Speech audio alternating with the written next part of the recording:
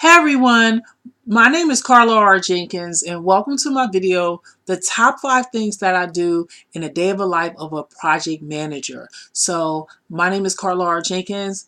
I am a certified project management professional, certified Scrum and ITIL with over 12 years of experience in project management. I've managed all different types of project life cycles from waterfall to adaptive to iterative. I've worked on projects in the private sector and public sector, small, medium, large size businesses. And these are the top 5 things that I focus on in the day of a life of a certified project manager. So number one, communication. And not just any type of communication, stakeholder communication. That's extremely important. So a definition is a stakeholder is any person or thing or entity that can positively or negatively affect your project. And the reason why I highlight stakeholder is because there's many different types of communication, but when you're studying for your project management professional certification, you will understand that identify stakeholders is in the initiation processing group. So that's before you even get to start the project.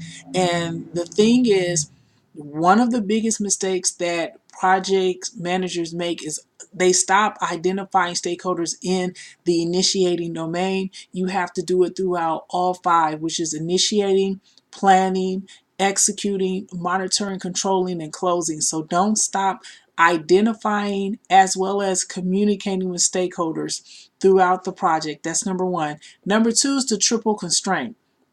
And even though these are 3 different things, I put them all together because they're equally important. So the triple constraint is time, scope, and cost. You have to keep your project schedule up. You have to make sure that you stay within the guidelines of the project, which is the scope, and you have to make sure that there aren't any serious cost overruns and busting your budget, because those are the 3 things that all project managers are judged on. So the triple constraint is number 2. Number 3, requirements. And the reason why I brought up requirements is because you have to know how to trace them, you have to know where they originate, and you also have to know how much they cost. I'm bringing in requirements also because last year they had a project management body of knowledge, which is the guidebook for PMPs, and they changed it from the 5th to 6th edition. There's more, business analysis and quality assurance. So now you're going to be learning how to elicit and trace requirements like a business analyst. So being able to understand that and have it in your wheelhouse is very important to being a currently a proficient project manager. Number 4, quality. Quality is actually like the 4th standard after the triple constraint, but you always have to maintain the level of quality with all your products and services. You cannot have inferior quality. Quality is to be built in, not inspected in. So when you have poor quality, that's poor result, and you don't want to be seen as the project manager with poor results. And then 5th, risk management.